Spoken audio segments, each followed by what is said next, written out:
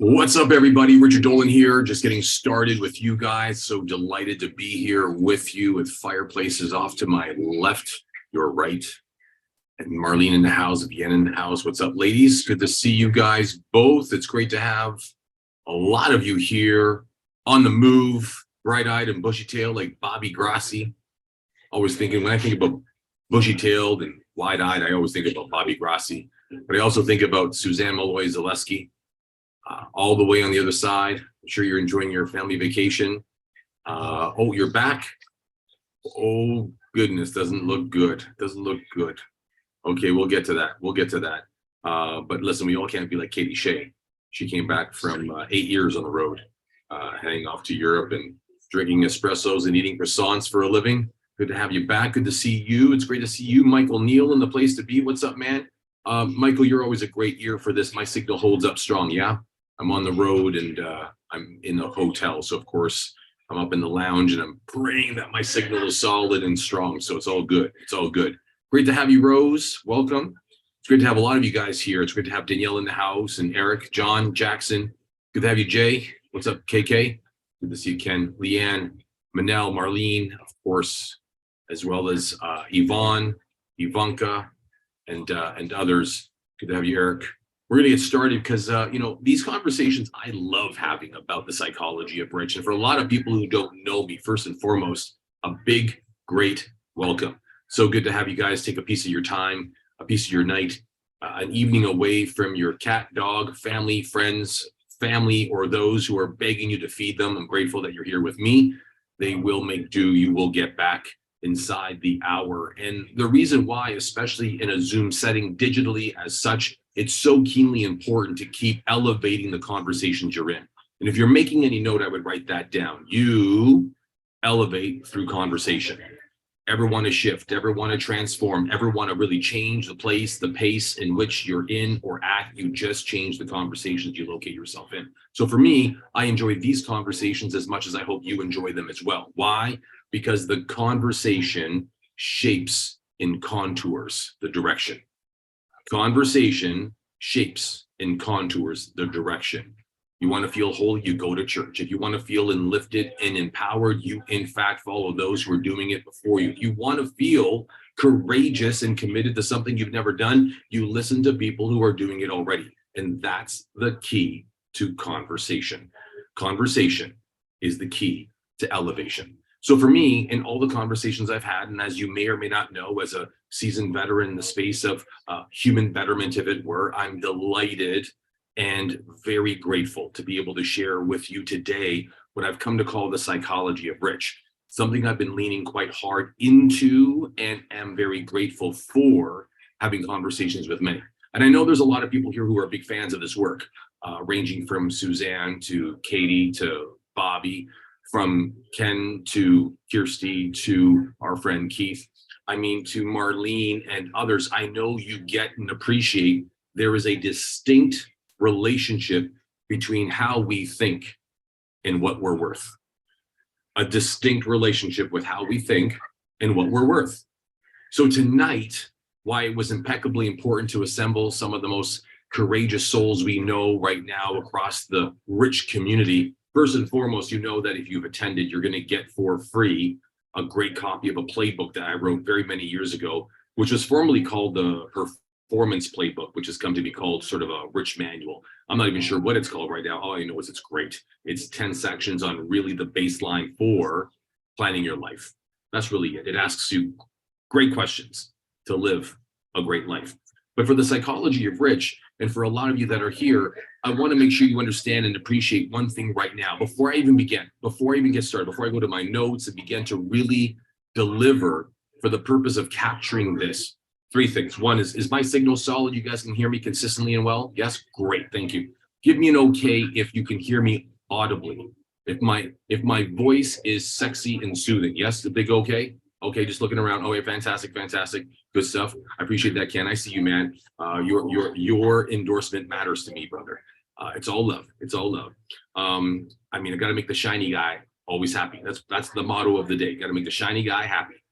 But third and more importantly, you've got to ask yourself this question: why are you here? Now, not like this is a loaded question. This is going to be good for you if you're a coach, a speaker, if you're a mentor or a trainer, if you're someone who appreciates and understands that when you ask a question of people, here it comes, it represents them to the motivation for why they're there. Now, some of you just might be a fan. Some of you might just say, look, I'm just here to check in with you, Rich. And I know who you are. I know who you are. Some of you might just say, like, I just love a conversation, right? And that's cool too. Some of you just might be looking for something new to think on and obsess over. Because remember, at the end of the day, our minds only see gaps as danger. And if you're making notes, I'd write that down. Our minds can only see gaps as danger. After all, when you see a gap, we either stop or we jump. We either stop or we jump. We're not lucky enough to be as sharp and as good looking as the likes of Jay DeHaan. We're not lucky and sharp as the likes of a Katie Shea. We're not lucky to be sharp and courageous like the Marlenes of the world, igniting humanity. I mean, we're not all that gifted to do the unthinkable. So when it comes to the psychology of rich, what I love about the conversation tonight that you are now in store for is it's going to be a conversation about the function of where more lives. And I'm not talking about just in the mind. I will get to just the what there's to do to really truly grow richer in the things that matter most. And I do mean ka-ching. Ka-ching. I'm not going to talk in rhetoric. I don't want to talk in metaphors. I'm not looking for loopholes and avenues or innuendos. I'm going to talk about real money. So is that cool with everybody? We're all on the same page? Fantastic. So let's get going. For me and for a lot of you here, what you got to realize and appreciate is that when it comes to a lot of these conversations around the psychology of money, why it matters most to me, and you should all know this right now, is that we weren't taught this stuff in school. We just weren't. We weren't taught this stuff in school. What ends up happening is that there's always something. Do you ever notice something that's out there that you feel you should be doing or investing your resources into? Ever notice you watch this on Instagram? You might see it on TikTok for the few seconds that it flashes before your eyes. You might see this in Facebook or even in chat rooms. And you always notice that there's something else you should be doing or investing your resources into. Like, in other words, the thing you're doing isn't the thing that's working. There's a gap. It always seems that way. What's up, Eduardo? ¿Qué pasó, amigo? Good to see you, Latif. So you need to better understand not so much the what you should be doing, but it's the understanding the who you are and how your mind operates. So to really appropriately engage the following, and I want you to write this down. When it comes to understanding what's going on around the world, first stop and ask yourself, am I engaging the right people? Am I getting the right advice? Am I doing the right things? Because first and foremost, when it comes to the psychology of rich, before we even dive deep, lift the hood and understand the mechanics of more, let's just get that right. Am I engaging the right people, heeding the right advice, and doing the right things? I'm going to give you a quick example. Like, for example, people might say that investing is the key. Investing is the key. Take your money and invest it. But imagine you're incredibly risk adverse and therefore nervous as hell every time the market devalues or things swing, interest rates goes up, or another bank goes belly up. Y'all get what I'm saying? So you always are living in a world of juxtaposition. I feel compelled to do what everyone is doing, but I can't even sleep, think right, or look straight by doing it. And this is why, and I want you to write this down, it's very important. This is a function of psychology and practice. Psychology, I want you all to see what I'm doing here, psychology, right? And practice, right? Psychology as in what's happening upstairs, and practice as in what's going on outside, right? So psychology, as even a definition, is the scientific study of the human mind and its functions, especially those affecting behavior in a given context, yeah? So when you think about the psychology of family, if you think of the psychology of relationships, or the psychology of business, or the psychology of money, that's the domain in which the scientific study of the human mind and its functions actually impact. Now, practice, defined as the actual application or the use of an idea, a belief, or a method, as opposed to theories, yes?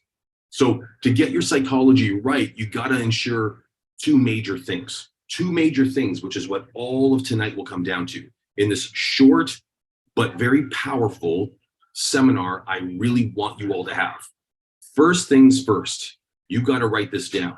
Learning is your first source of earning. You've got to know that learning is the first source of earning. This is where you get to re-presence and reclaim your sense of self-respect, your sense of self-trust, your sense of self-confidence. When you learn, you restore your self-respect. When you learn, you restore your sense of self-trust. Like, I'm going to wake up tomorrow morning at 6 o'clock in the morning, which I don't normally do, and work out. And then 6:05 rolls around, you're like, maybe tomorrow. Yeah. And so every time you say to yourself, you're going to do that workout at 6:05 the next day, you never do. And then the power of what you say diminishes. Self-trust. And then self-confidence. Knowing that when you set out to do something, you're going to do it because you're confident that you have the know-with-all to do that. So you've got to understand that learning is your first source of earning. And when you understand where your attention goes, yeah, it fuels your confidence in those areas. It comes down to three things: the choices you make, right? The people you choose, and the actions you take, or the actions you don't take. Because, by the way, inaction is an action. The choice to not do something is doing something which isn't doing anything. That's an action. So you're all on the same page. Give me a thumbs up. It's important for you all to notice that, because you can't have a conversation around the psychology of rich without first understanding that the act of learning is the first most powerful and profitable thing you do in the act of earning something. Like, I know, Latif, you've been learning about real estate a very long time. I know, Michael, you've been learning about leadership and the psychology of leadership a very long time. I know Eduardo, as a 10X licensee, has been learning about how to 10X people in his hometown and country for a very long time. And the list goes on, right? You all are great demonstrations of learning and mastering your craft. You all get that? And you've got to have a relationship that you're not learning as in growing. Write that down. Write down the two terms, learning and growing. The moment you write down learning and growing, cross it out, because learning is earning. That is a return on your investment of time, faith, and patience in putting together the bandwidth it takes to acquire a new skill set or insight. That's an earning. That's an asset. Because growth is arbitrary. Oh, I've grown so much in the past couple of years. Yeah, sure. Chest hair and grays. I mean, the measure of growth could be limiting, but earning can never be taken away. When you're positive, you're up. When you're profitable, you're up. When you're in the black, you're up. When you've earned, you've grown. Earning is the right metric, not growing as an eccentric metric. Making sense? Okay, moving you guys along. Now, that brings me to the second half of the conversation, which is the bigger part of the conversation. You've got to know that when it comes to the psychology of rich, I'm going to pause before I tell you what I want to share with you. Over the past few months, some of my students and some of my followers would say, but Rich, what I don't hear from you is like the what you should do, the what you should invest in, the where I should put my money, the where I should put my faith, the where I should put my funds. And I go, well, why would I, in any way, shape, or form, hear you as saying, Richard, I really want to go fast in life. Tell me how to drive a car real fast and I'll go. Great. So I teach you how to drive a car real fast, but you don't know how to drive the car safely. So you go in there with all this drive, ambition, motivation, and aspiration. You go in there and you go straight into a wall. Why? Because you don't respect and understand the fundamentals of some of the basic principles of that car. Gravity, G-force, speed, traction, handling, etc. The list goes on. A very loose metaphor, but you get what I'm saying, yes? We're all driven. We're all motivated. We all want more. We all want to be happy. We want to be inspired. We want to be a contribution. You want all those things. You want to be in the car of life and go fast. But fast doesn't mean great. And fast certainly doesn't mean rich. Rich, by my determination, is on your terms and no one else's. To be able to the second point, and here it comes, to determine your own destination. No one else's.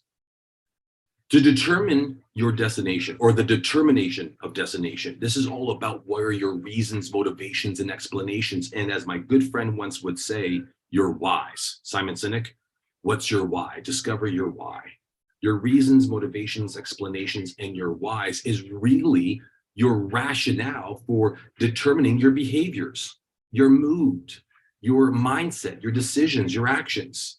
And as a result, what it does is it shapes your risk profile, your timeline, your what I come to call your arc of patience. And even if you're writing down notes, your depths of forgiveness. So what ends up happening is that when we talk about the psychology of rich, we've got to understand that there has to be the determination of destination. And you've got to understand, I'm going to make a list of them one more time. Your risk profile. What does it mean to lose money? What does it mean to grow? Your timeline. I want to get rich. By when? Or your arc of patience. How much time will you be willing to invest in this conversation, and your depths of forgiveness?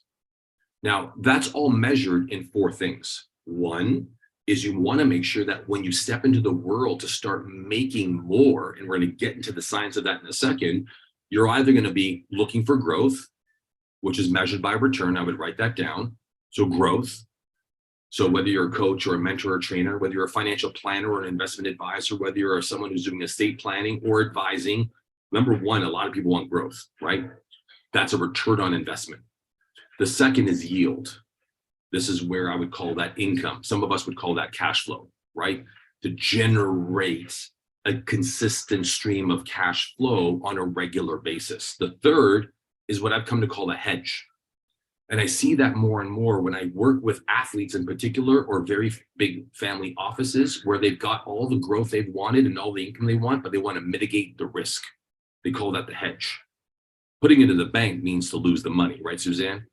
Right? Like just leaving it under the mattress, right? Jay ain't going to make no one rich or wealthy because of inflation. We all know this. So the mitigation of risk is the hedge. But the fourth is a hybrid. Sometimes people look for the bespoke angle.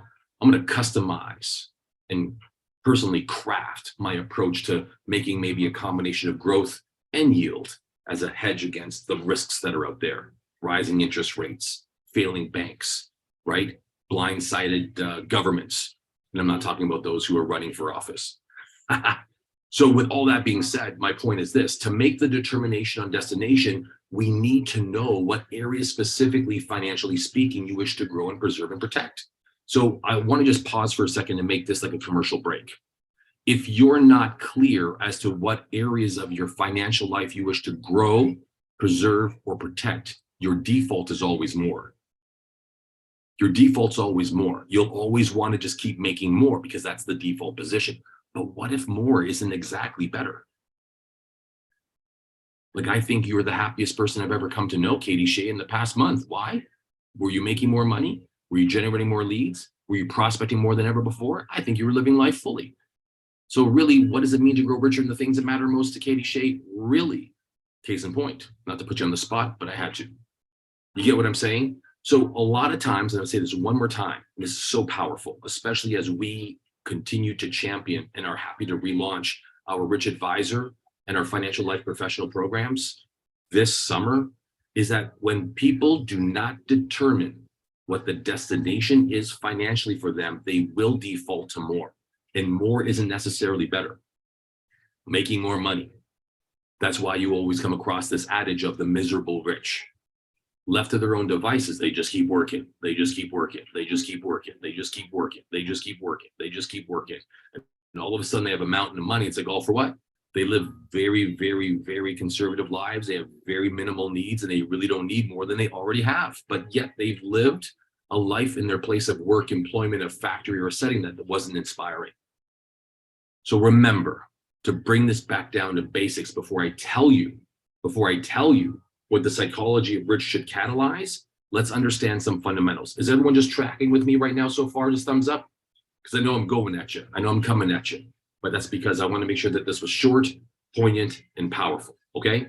So remember, and a lot of my Rich U graduates will remember this. I always speak in the domain of a life.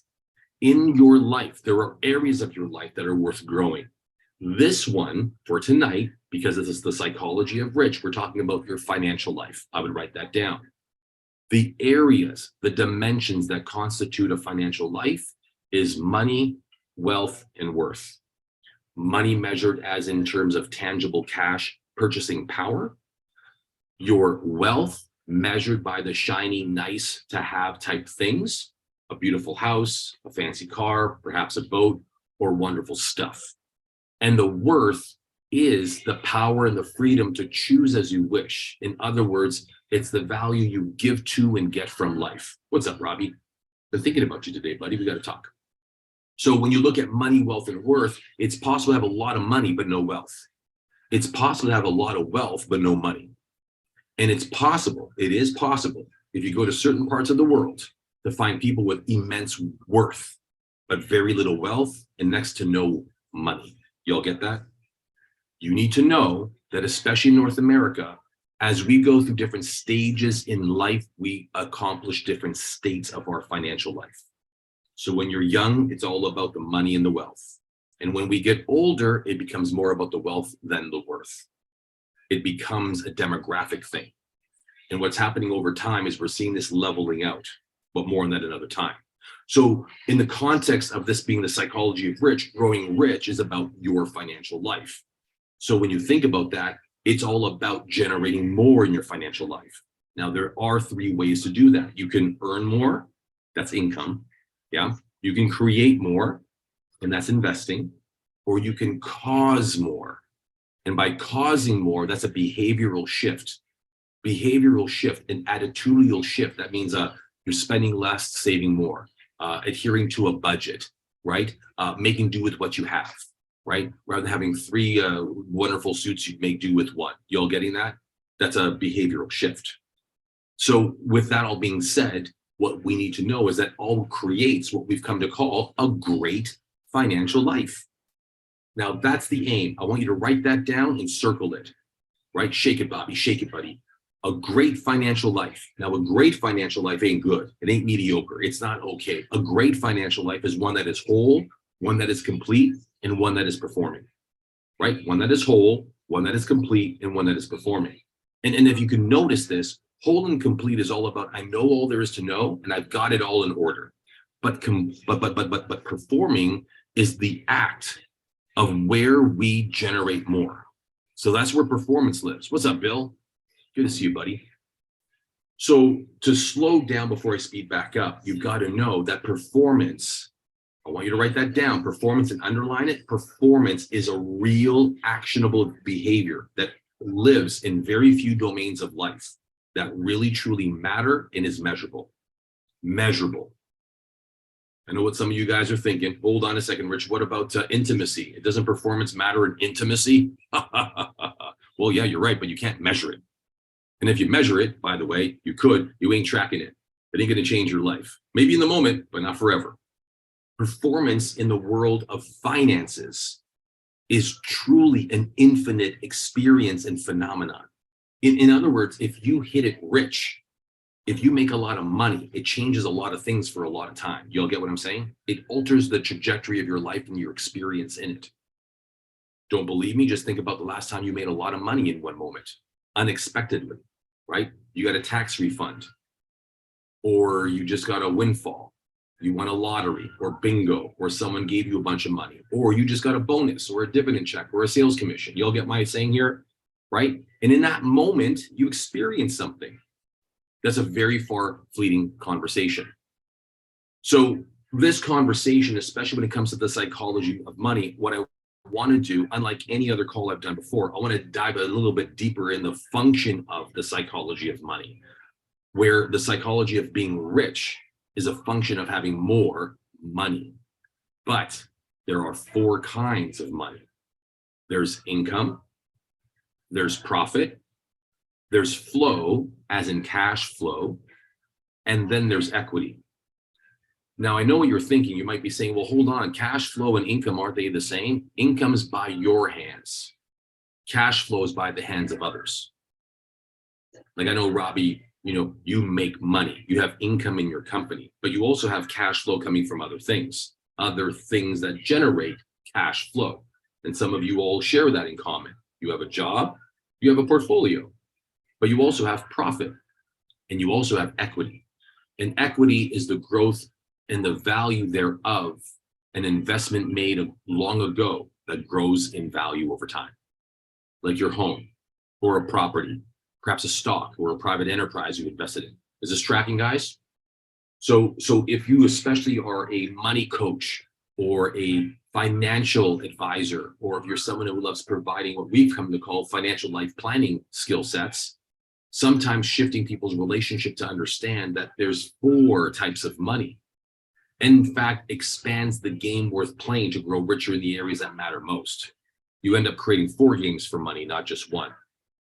Now, generating more money behaviorally has to shift. After all, this is the psychology of rich. So what are the 3 areas of behaviors that you've got to understand? Well, first of all, you can be an earner. And by the way, 80% of people are earners.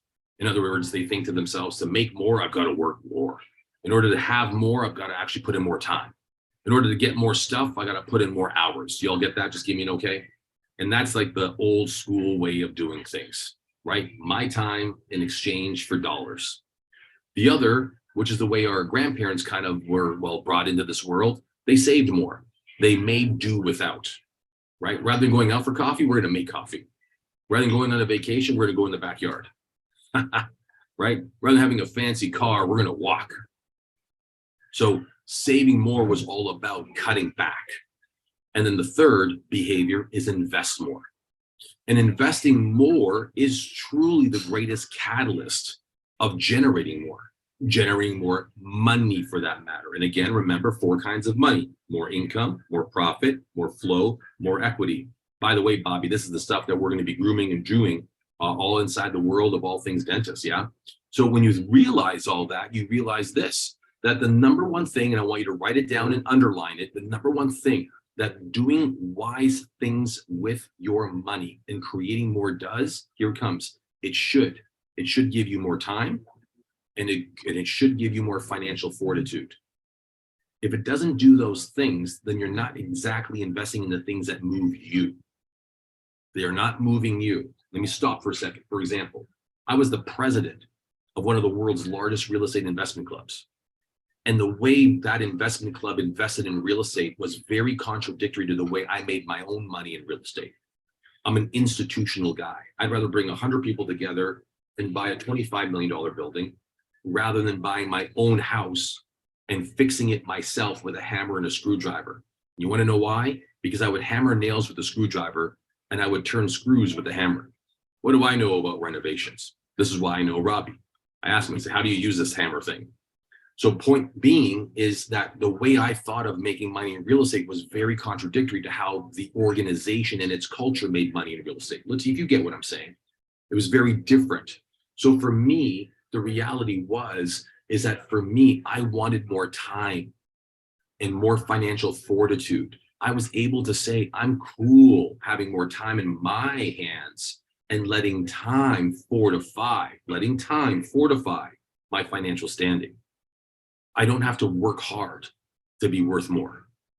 So when I saw my members, when I saw my friends, and Jay, you feel me, Ken, you got it, who else is here? Kyle, you get what I'm saying. Naran, you feel me. It was work. And I realized real estate wealth in a different way. So for a lot of people, I realized something.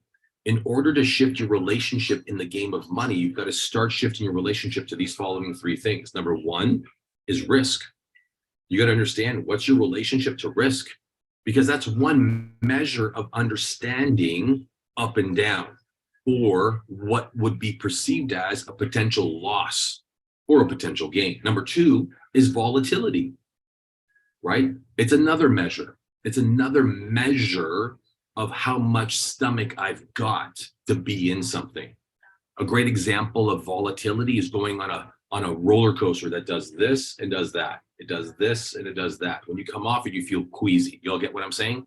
But if you go on a roller coaster that only does this, how queasy would you be over time? Not very, right? And so my point is that volatility is a lot like that, right? The lower the peaks and the more level the valleys, the longer I can stay in this ride. Volatility. But when there's no volatility, there's no great returns, because with great volatility comes great swings. And that brings me to the last point, time horizon. Time horizon is a great determinant. It's one of the greatest failures in the psychology of being rich when people don't understand rich by when. Write that down. Rich by when? We all know what we're talking about here. You ever had the conversation in your mind saying, I thought to myself that I would be further ahead by now. I thought I'd be rich by now, be in this house by now, be with that guy by now, be with that kind of woman by now. I'd have this stuff. I'd have this car. I have these things. I have that stuff all by now. Well, when you perceive that, when did you perceive that? We have a very delusional relationship to time. That when we were young, we always thought by that time I will be.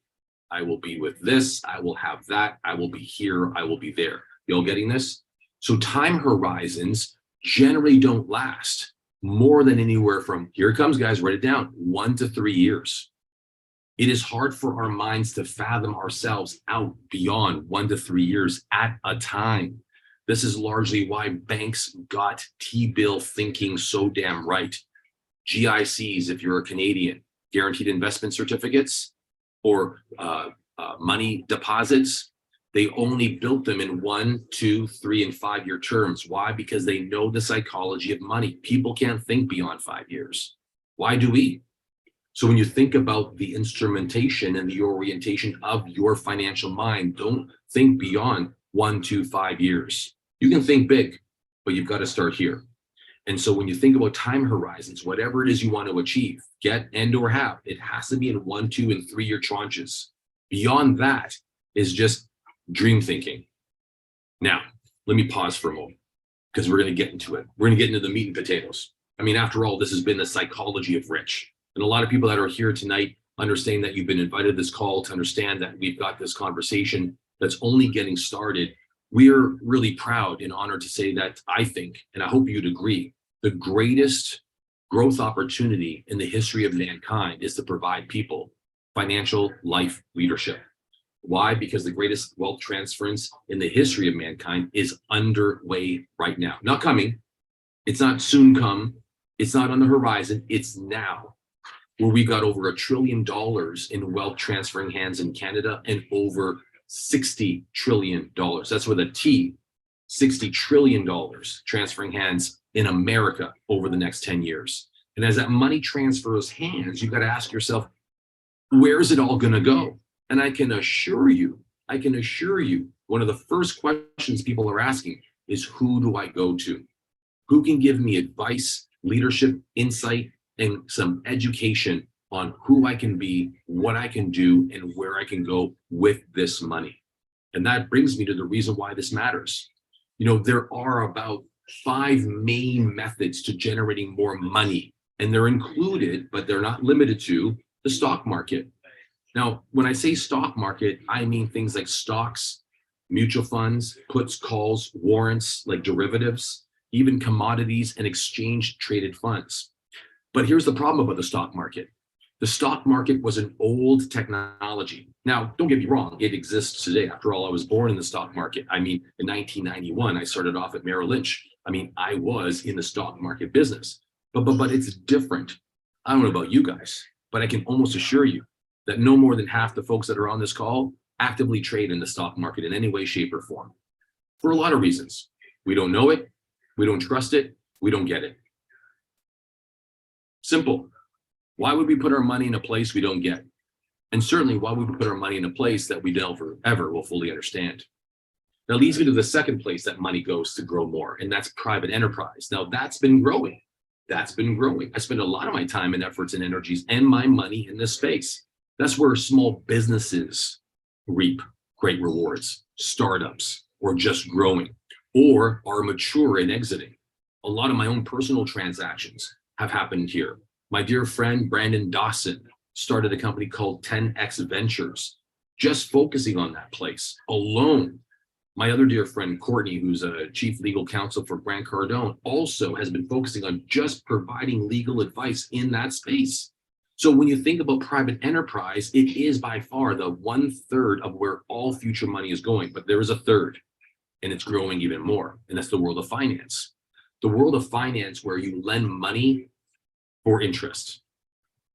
Small loans, mortgages, second mortgages, bridge financing. This is where you can heavily collateralize what you've got in exchange for monies that are needed. Now, that sounds like money instruments. Money instruments is the fourth, things like bonds, T-bills, fixed income, money markets. And after all, because the nature of most people are safe, they're conservative. But you all ready for it? Do you want to hear and know why? Number 5, and the final one, is the place where most money is going to go over the next 2 to 5 years minimum, and at the very best, and at the very minimum 10 years, is real estate. Now, before I tell you why, let me tell you where. You think in terms of agricultural as in raw land, then residential, commercial, and industrial. Now, when I say agricultural, I mean like pre-developed lands that also could be site plan approved, like the city knows about it, and maybe even zoned. Now, you've got to know that the reason why real estate matters as a game worth playing is because, and most important, you can invest in 3 different ways in real estate, very much unlike any one of those other areas in which people traditionally make more money in. Number 1, you can buy real estate yourself.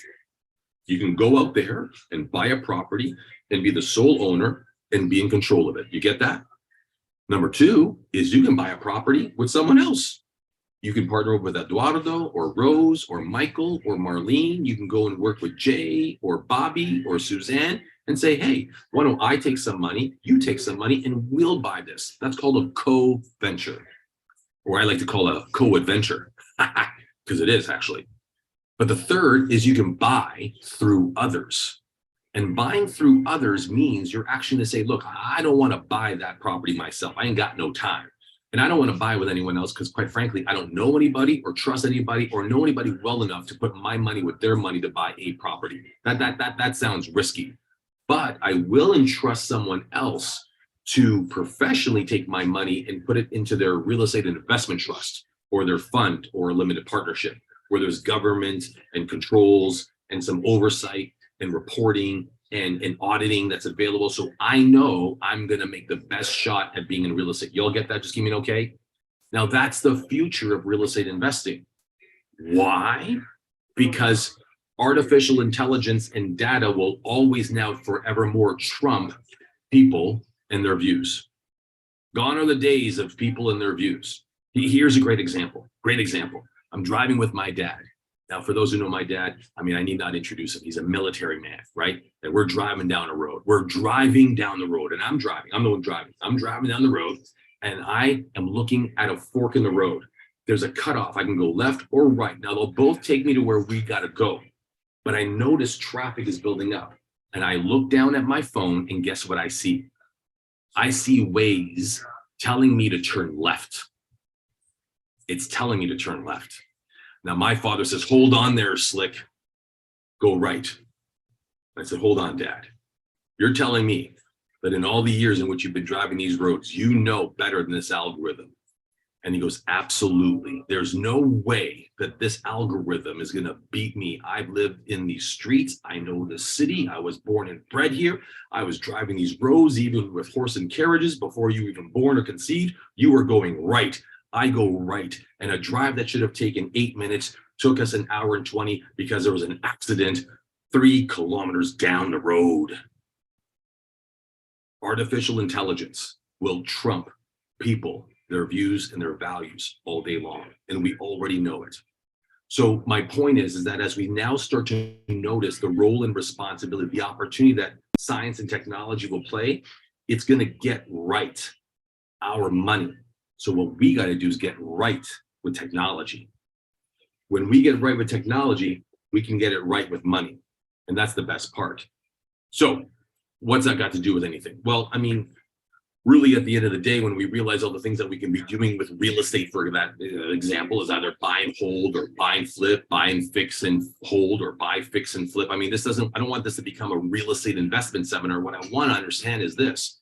You've got to now start to realize and understand for yourself, what role do I want to play in making my money work for me? So I want you to write that down right now. The psychology of money really is all about where you start to have hands off, but your mind is fully on. You don't have to work hard to make more. but you've got to think hard to have your money work more. And that cracks open the conversation for how psychology of rich really works and matters. So beyond being a real, maybe insightful conversation, beyond what this might mean for you, I want to hear from you. If there's a comment or an insight, if you've got a question for me, I'll unplug here and ask who here wants to ask me a question, because I want to hear from you in the few short minutes we got left, because this is not just about me, it's about us. But I'll say this, that the psychology of rich, and the more we understand our relationship between mind and money, we know that it's not a function of just who we are and the values and the views that govern us in our relationship, but how we trust the very things we put our attention, bandwidth, resources, and money into. That's where the big shift will become. But it starts up here and it ends up out there. It's not all on you. Y'all get that? All right, great. Let me get up to my brother up here, my bearded brother, Jay Dahan, with his horrible view in the background and his silly blue skies. What's up, man? I love this Tampa, America. And you're right about that 60 trillion, by the way. America is amazing. But Rich, I love this conversation that you bring up when it comes to just not only just money, wealth, and worth, but the psychology of rich. You know, what this brings me back to, and being a rich graduate, you know, being coached and mentored by you for almost a decade now, by the way. I can't believe it's almost been 10 years, but learning the psychology of rich over the years for me has really gotten me to really understand, yes, there can be different vehicles that we step into. And if I may just take a minute here and just be a coachable lesson as well, just for the rich community, is say, you know, when I look at wealth, I look back at the confidence.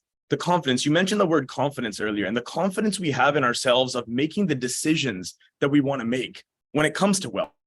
And when we take confidence and we decode that a little bit further, we understand the word trust. And I remember, Richie, back in the day, you teaching me the difference of what the fundamentals that actually bring trust into the picture. And that's the reliability, the dependability, and the ability. And those three things create the trust. So when we look at that now, and we look at reliability being the consistency of us, you know, having that trust in ourselves. You know, we always think about trust from others, if other people will trust us. But if we trust ourselves and we have the reliability, it comes down to the consistency. When it's the dependability, it becomes the loyalty that we have. And when it becomes the ability, it becomes the skills that we have. And when we can master these three and understand how to actually truly be reliable and dependable and able on ourselves, it creates now that real trust in ourselves to make that decision financially, to make that decision on that investment that you want to take on, or that business venture that you may be risky, that you're having to talk with the spouse about, and then ultimately gives you the confidence to then own your shit. And I know, Richie, you taught us, as all rich graduates on the call right now too, I think the first fundamental thing we learned in the Rich Mastery program was own your shit, own the decisions you make. And I think that psychology is what we really need when it comes to the money, wealth, and worth. Well, and by the way, just to riff with you a little bit, I mean, we all have shit. I got shit, you got shit, we all have our own shit. And what ends up happening is that we end up going about in life thinking that we ain't got shit, or it don't smell like shit. And so we are now full of shit, that we're full of shit. So when you realize that wherever you go, there you are, you start to determine for yourself, like, how much am I willing to live with this charade? And it's not to say that I've got life figured out and I've got things flat. I'm just human. And before I know it, life will be over and it was all just a real dream. So for me, it's about how can I survive with the tolerances I put in my way and in my life, to such a way where it doesn't take away too much, too greatly, the things that I know I can contribute, give, and share with others.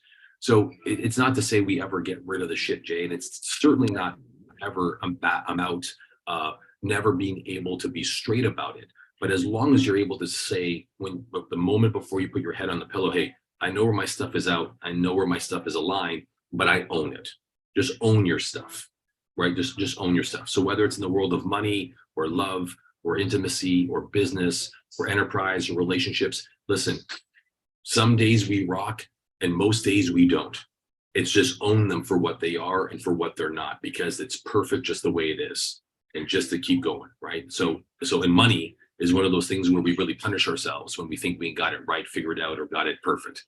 And that's just not true. Just in a quick final comment there, Richie, I just want to appreciate the fact, I've been a little distant from the community. I appreciate so much that you do this and actually spend the time and effort right now to give that, that feedback back to us and give that experience back to us.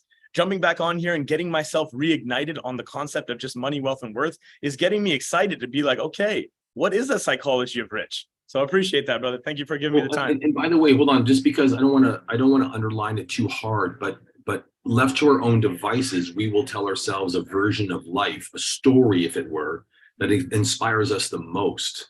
And when we get present to conversations like this, it's not to hold anyone accountable or call people out on their stuff or their shit and say, Don's this and Eduardo's that and Jay's this. No, it's just to say, hey, here's who you are. Here's who you want to be. Here's the gap. Go. That's all it is. It's a place where we get to remind ourselves, write that word down. These kind of conversations, and not just for me, I'm sure Grant does these and Tony does these and Jim Quick does these and Sharma does. I mean, we all do them, but these aren't meant to judge you. They're meant to remind you of the difference between who you are and who you wish to be. And we're just saying, hey, you got a gap, now jump. That's all it is. Now jump. And Jay, congratulations, because I know you're jumping. Respect, brother. I got you, man. I got you on that Coco thing, by the way. I got you. All right, I'm going to Suzanne, then Danielle, and then Vienna as we wind our conversation down. What's up, Suzanne? Hey, how you doing, Richie? Don't tell me why you're home. Don't tell me what happened, because I definitely want to hear about what happened.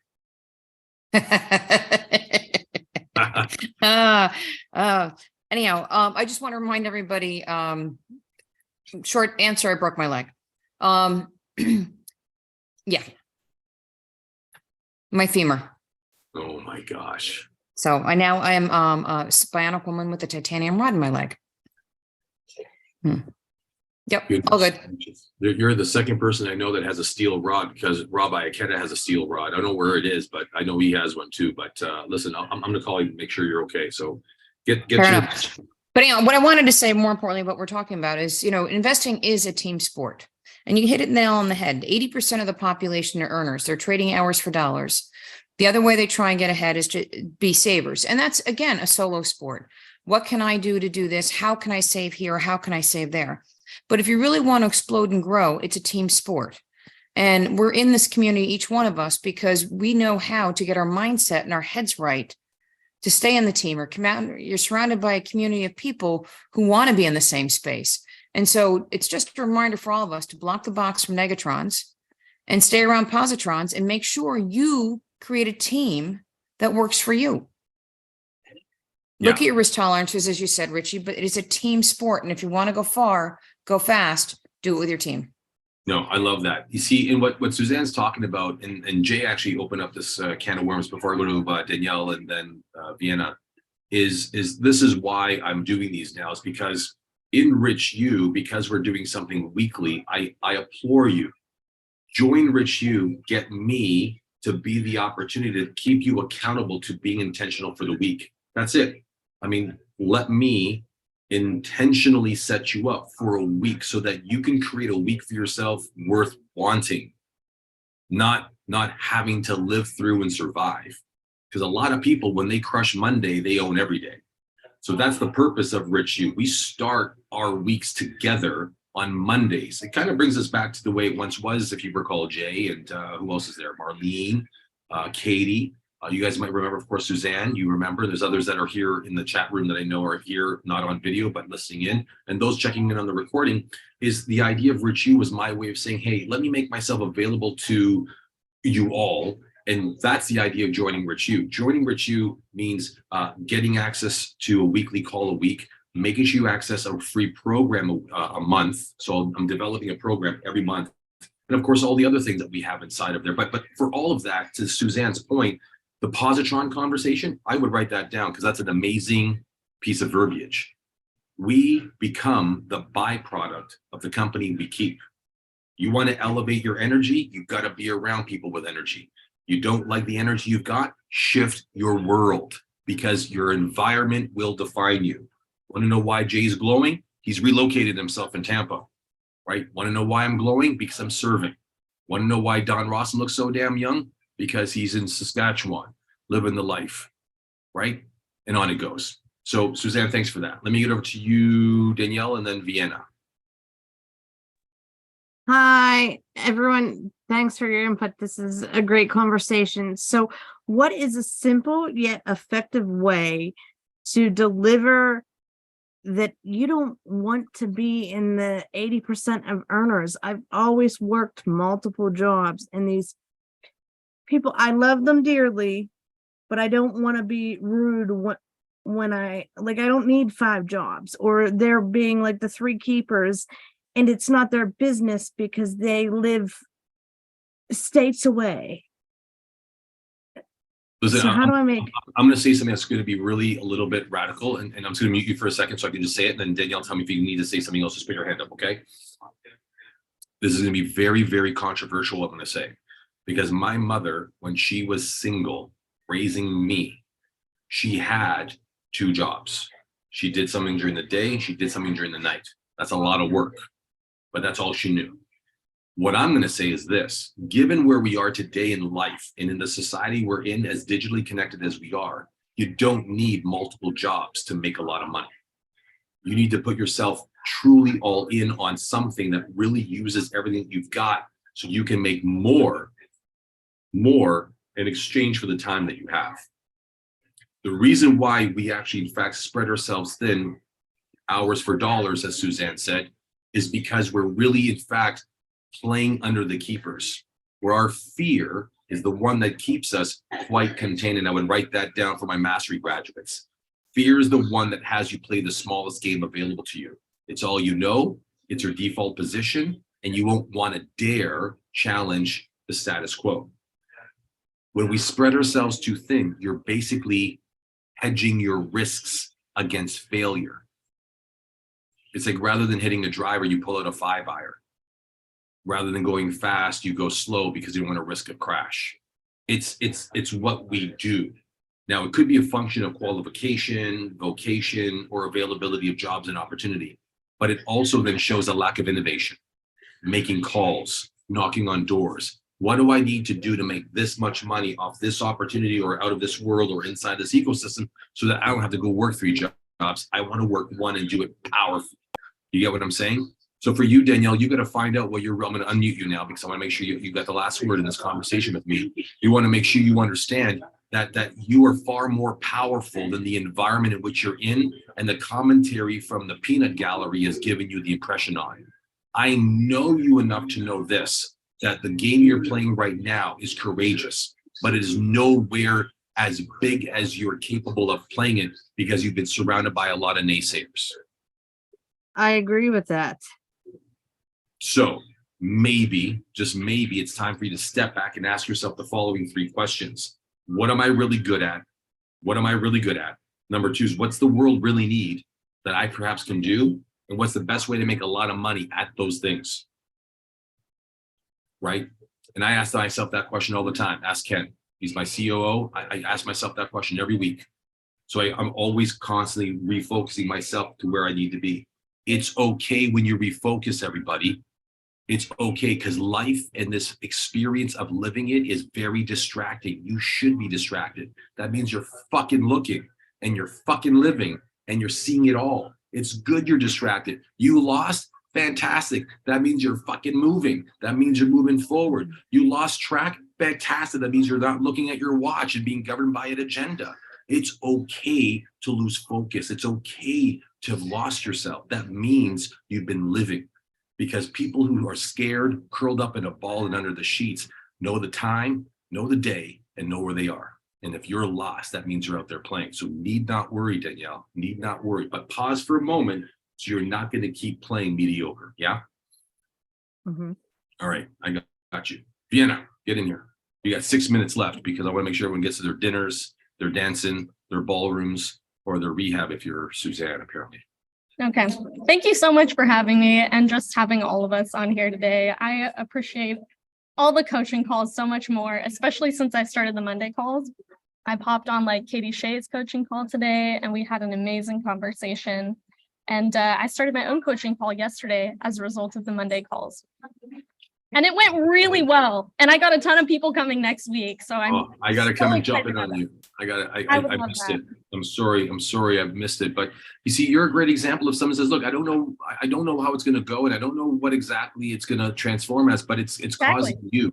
Hold on, write that down. It's causing you. And if you're making notes right now in sort of the closing moments, I want you to write this down. When you make commitments, they cause you. right, Suzanne? Like, think about where we are, right, Bobby? Think about where we are. I mean, Ken knows this stuff. I mean, that's why he's my partner and my operator. We beat the crap out of each other. But guys, when you make commitments, they cause you. So if you ever want to know what's causing you, just look at the commitments you've made. If you don't feel like you're being caused, then you're likely not being committed. Just look at those commitments. I mean, if you're lost here, just look at the choices you made. That's all. Yep. Yeah. Yeah, so I've really learned to just kind of take responsibility and own my own power and step into my own power as a speaker. And I do that sometimes, but you don't want to be sometimes person. You want to be the all the time, always lit, always there, knows what they're doing, knows what they're saying. I don't know, maybe I'm overly confident now. I'm just really excited. No, listen, Vienna, no one knows. No one knows, but here's the best part. No one gives a shit. Just you. So you just do what makes you feel good, makes you feel lit, makes you feel engaged, makes you feel involved, makes you feel living. I want you all to write this down, Vienna. I want you especially to write this down. We are all living, but very few of us are alive. So as this call's been the psychology of rich in what? Rich in the things that matter. And all that really matters is the experience of life itself. However that is, and whatever gets you out there playing is all that really matters most. What gets you engaged, what gets you playing, what gets you adventurous, what gets you thinking, learning, leaning in, risking it all, not giving a shit what anyone has to say, think, or assess you for. Playing life full out like it was a game, because really it is. Some people win, some people lose. The question is, are you playing? Yeah? Oh, was this a value tonight, guys? Yeah, fantastic. Hey, listen, I want to coach you. I want to hold you accountable. I want us to reinvent our relationship to each other so that we together can both grow richer in the interactions that we can have as a result of having a richer you. So take a look at what we're doing. We'd love to have you. Other than that, this has been a fantastic evening with you. I'm so grateful to have joined you from the road. I love you. I got you. And as we all say at Rich Headquarters, go be rich in the things that matter most, because in the end of the day, all that matters most is what's rich to you. Be well, guys. Be great. Be well.